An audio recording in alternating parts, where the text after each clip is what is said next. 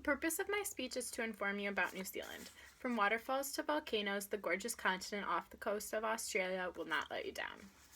I've never really put too much thought into New Zealand until I heard of people going there, and they told me about the things you could see and the things that they had planned while they were there.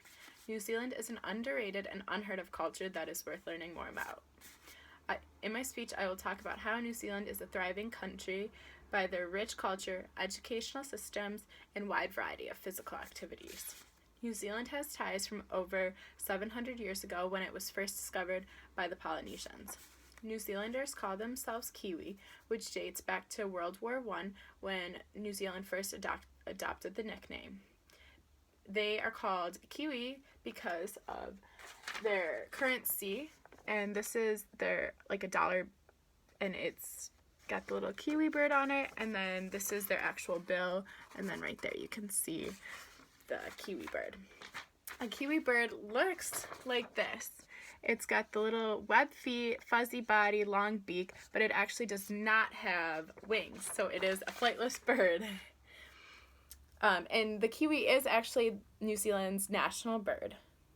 I found this information out from the World Fact Book, and it had 70 facts about New Zealand, and this fact was written by Carol Ann Gillespie, and she was published in 2009 by Infobase Publishing. New Zealanders have a strong national pride and are a very unified country. Fact number 35 shed light into New Zealand's patriotism. Kiwis are one of the 3 countries that have 2 national anthems. The first national anthem is called God Defend New Zealand, which was implemented in 1940. In 1977, the co-national anthem was God Save the Queen. God Save the Queen is only played when there's a member of the royal family around. Other than that, it would be God Defend New Zealand played. Next, I will enlighten you about how New Zealand's ever so interesting educational system. Education is the basis we build our society on. It sets the tone for how successful and intelligent a society will be. This next bit of my speech was researched by one website called Education in New Zealand. Once a child turns 5 years old, they will immediately start attending school, even if they turn 5 in February or March, aka like the middle of the school year. Kids will attend school from ages 5 through 17. They will then have the choice to further their education by going to college. There are 3 different types of schools in New Zealand: state, integrated, and private. They each have their own set of objectives and intentions to teach their children their beliefs and morals. At some schools, they may teach a definite philosophy or religion. 85% of students will attend state school, which is free for students. However, parents are still asked for donations that range from $250 to $650. This money will cover activities that are outside the core curriculum. In integrated state school, you still are required to pay mandatory fees which allow your child to attend. The yearly fee is around $1,500, and in integrated schools, religion is the backbone of the curriculum. Only about 5% of children will go to private schools. Their parents will pay on average about $20,000 per year and per child to be able to attend private school. Private schools follow their own curriculum and have separate programs and receive some government funding. In New Zealand, there are only 8 universities, which makes sense considering New Zealand is one of the world's least populated nations with 4.4 million residents.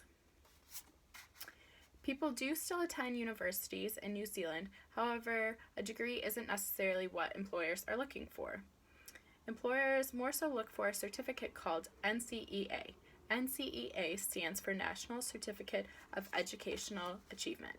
In an article, Education in New Zealand, written of September 2017, I found NCEA was explained like this. Each year, students study a number of courses or subjects, as well as traditional subjects.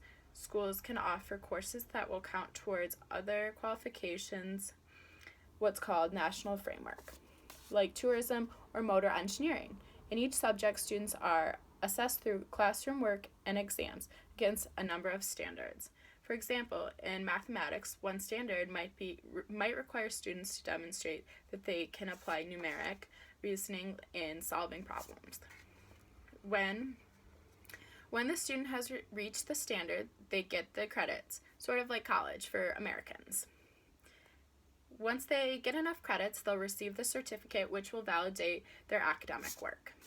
Education is just one branch that helps make up a country. Another is the culture. What is it that entices people to come to New Zealand? The answer is the luscious scenery. New Zealanders, aka Kiwis, are obsessed with the outdoors. According to fact number 26 on the website called 70 Interesting Facts About New Zealand, Kiwis' favorite pastime is called tramping, which is just their term for hiking and walking outdoors. For this part of my speech, I looked up travel websites to get an idea of what people really like to do in New Zealand. On the website Smarter Travel, I found an article written by Caroline Morris, Places to Visit in New Zealand. Milford Sound, aka the Eighth World Wonder, according to the English journalist Rudyard Kipling. Milford Sound has been around since the glaciers and was formed by the glaciers during the Ice Age. Milford Sound is a vision out of the movie Land Before Time. It's a channel of water enclosed by colossal mountains and waterfalls. There are two ways to view Milford Sound, by boat or kayak. However, the best way to view the scenery, in my opinion, is to kayak. You're able to get right up close and personal to the Sutherland Falls, which happen to be rated as some of the tallest waterfalls in the world. While kayaking, you will be able to experience the native wildlife like dolphins, seals, and the Fiordland crested penguin, which are all native to New Zealand. You can also view Milford Sound underwater in New Zealand's only underwater observatory. Tourists can go more than 30 feet deep while also staying dry and get a 360-degree view of the water environment. When you are 500 meters under, you will be able to see black coral, which is also native to New Zealand. Queenstown, New Zealand is an adrenaline junkie's heaven. Queenstown is known as the adventure capital in New Zealand. According to a website called Things to Do in Queenstown, for all the daredevils out there, you can go bungee jumping, skydiving, jet boating, and river rafting. For the non-daredevils, there is hiking and biking and other activities that don't require you to put your life on the line. But one of the biggest attractions in Queenstown is strictly for thrill seekers. It's called Shotover Canyon Swing. Shotover Canyon Swing is the largest place to cliff jump. It racks in at a whopping 109 meters high. However, it is an organized jump. I learned this information through a website called Shotover Canyon Swing, and this website you can book your adventure through. According to fact number 47, bungee jumping originated in an ancient Vanuatu in the Pacific for the purpose for men to prove themselves a man. The men had to climb bamboo towers, tie some ropes around their ankles, and just jump. Bungee jumping started in England with Oxford's Dangerous Sports Club, but it was commercialized in New Zealand when A.J. Hackett and Henry Van Asch brought the sport into the spotlight when they bungee jumped off the Eiffel Tower in 1987. New Zealand is a country like an onion. It has many layers of information about it, and you just have to peel it back and learn.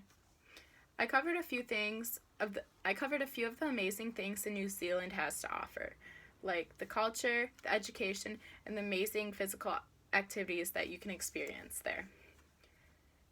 New Zealand has a lot to offer, or even to live there. The strong educational system provides the intelligent country with producing